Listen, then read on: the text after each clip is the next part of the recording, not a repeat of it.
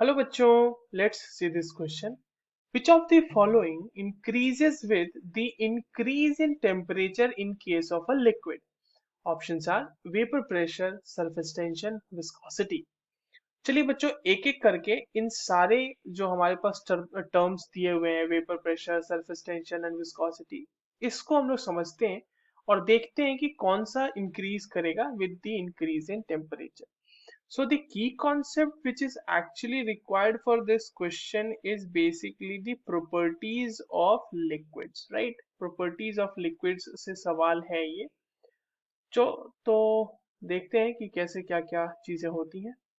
चलिए सबसे पहले समझते हैं कि वेपर प्रेशर क्या है. देखो, वेपर प्रेशर को बहुत ही सिंपल टर्म्स में इस तरह से समझा जा सकता है कि अगर आपके पास एक क्लोज्ड वेसल है, इस तरह से मान लो आपके पास एक क्लोज्ड वेसल है, ठीक है बच्चों. यहाँ पे आपके पास कोई एक लिक्विड है.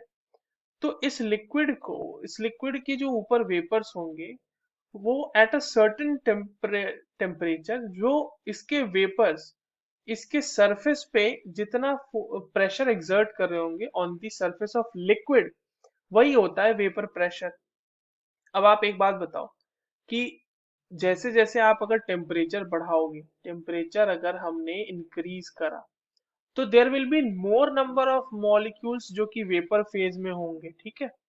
More molecules in vapour phase, more molecules in vapour phase, जिसकी वजह से एक्चुअली जो वेपर प्रेशर है वो तो इंक्रीज करेगा ना. तो therefore it will increase vapour pressure.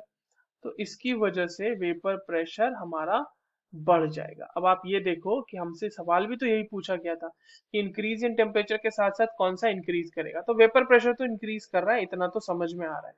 क्योंकि जैसे टेम्परेचर बढ़ाएंगे there will be more number of molecules जो वेपर फेज में जाना चाहेंगे, and there will be more vapours which will be exerting more pressure eventually. Now coming to surface tension. अब देखो surface tension क्या है बच्चों.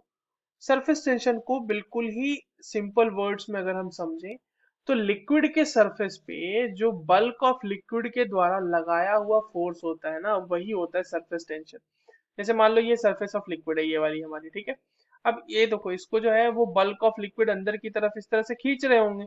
सो दी एक्चुअली जो सरफेस ऑफ मॉलिक्यूल पे, अगर आप जैसे मान लो ये सरफेस ऑफ मॉलिक्यूल पे एक लाइन हमने यहाँ पे इस तरह से खींची, इसके परपेंडिकुलर जो लगने वाला फोर्स होता है ना, that is called as surface tension, ठीक है.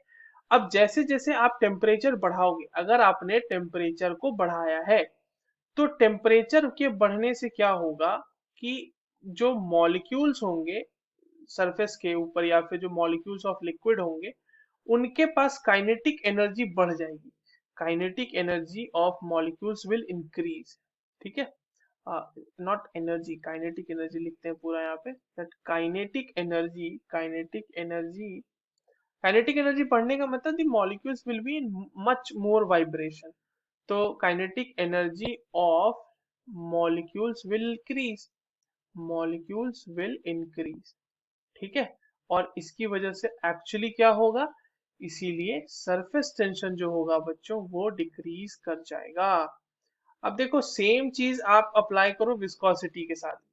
तीसरा हमारे पास प्रॉपर्टी जो दिया हुआ है वो विस्कोसिटी का दिया हुआ है. Now what is viscosity. Viscosity is basically the internal resistance between the two layers of liquid जो कि फ्लो कर रहा है.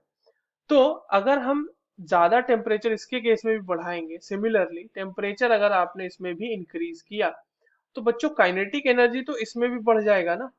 काइनेटिक एनर्जी अगर इसमें बढ़ेगा, तो फाइनली आप ये देख पाओगे कि जो दो लेयर्स हैं आपस में जो फ्लो कर रहे हैं एक दूसरे के ऊपर, वो और भी ज्यादा अच्छे से करेंगे ना, फ्लो बढ़ जाएगा, flow will increase. So therefore the viscosity will eventually decrease, the viscosity will eventually decrease, ठीक है. तो हमने ये देखा कि सरफेस टेंशन और विस्कोसिटी ये जो है ये दोनों डिक्रीज कर रहे हैं, वेपर प्रेशर सिर्फ बढ़ रहा है. So the correct answer for this given question will be option number 1. I hope you understood this well. All the very best.